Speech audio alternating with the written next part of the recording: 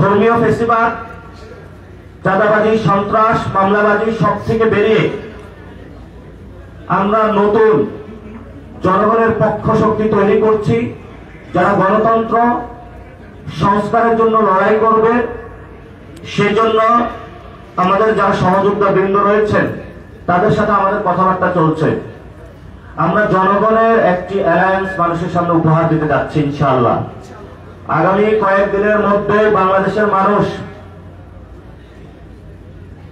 একটি নতুন অ্যালায়েন্স দেখতে পাবে, যে অ্যালায়েন্সটা সংস্কারের পক্ষে, যে অ্যালায়েন্সটা নারীদের পক্ষে, আলেম ওলামাদের পক্ষে, দুর্নীতির বিরুদ্ধে, সন্ত্রাসের বিরুদ্ধে, চাঁদাবাজির বিরুদ্ধে।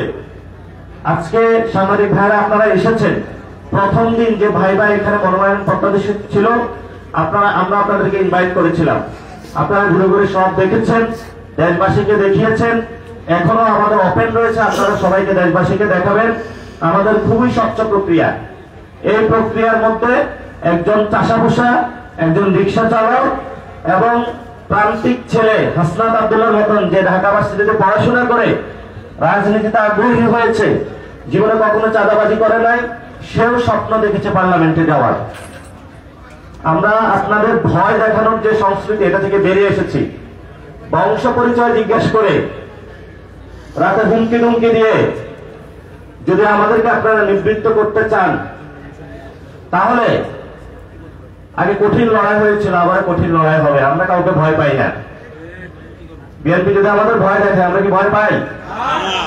জামায়াত যদি ভয় দেখে, আমরা কি ভয় পাই? আমরা কোনো ভয় পাই না।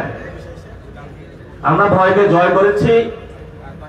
অনেকেই, আমি গত প্রেস ব্রিফিং এ বলেছিলাম যে গণ অভ্যুত্থানকে যারা বিশ্বাস করে, সংস্কারে যারা বিশ্বাস করে, তাদেরকে পার্লামেন্টে যেতে হবে।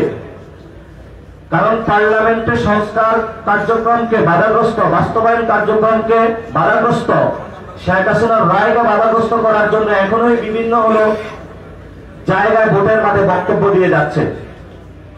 আমাদের আগামী ব্যালট বিপ্লব হবে হার পক্ষে, সংস্কারের পক্ষে, গণতন্ত্রের পক্ষে।